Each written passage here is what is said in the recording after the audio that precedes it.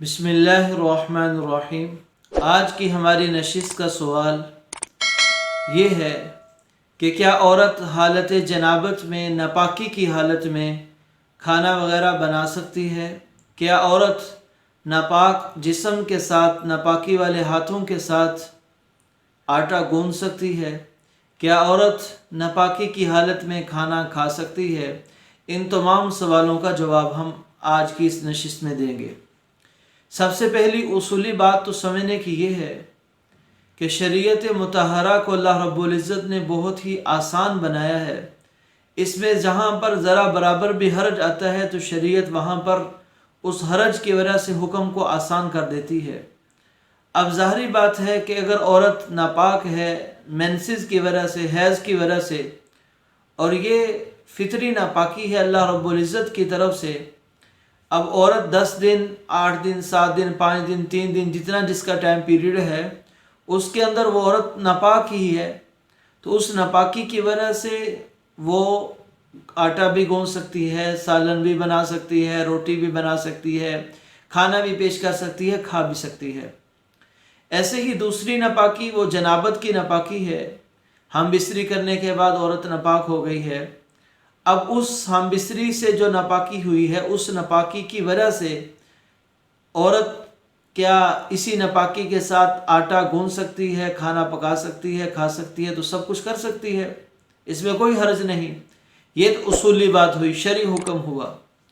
لیکن دوسری طرف ہم شریعت کا مزاج سمجھتے ہیں کہ شریعت کا مزاج کیسا ہے، تو شریعت کا مزاج پاکی کا اور صفائی کا ہے کہ جہاں پر ناپاکی ہو جائے اسے فوراً پاک کرنے کی کوشش کی جائے، اس میں بغیر کسی عذر کے تاخیر نہیں کرنی چاہیے، کیونکہ ناپاک رہنے والے انسان کے ساتھ جنات، شیاطین ان کا حملہ ہوتا ہے، وہ طرح طرح کے وساوس ڈالتے ہیں اور ان کو گمراہی کی طرف، گناہوں کی طرف لے جاتے ہیں۔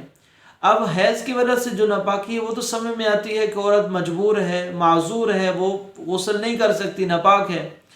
لیکن جو ہم بستری کے بعد حالت جنابت کی جو ناپاکی ہے اس سے تو عورت کر سکتی ہے غسل، 5-6 منٹ 10 منٹ کی تو بات ہے۔ تو جیسے ہی جنابت عورت ہے ناپاک ہوئی ہے، وہ ہم بستری کے بعد، یا مرد ہے ناپاک ہوا ہے، تو کوشش کرنی چاہیے فوراً پاکی حاصل کرنے کی۔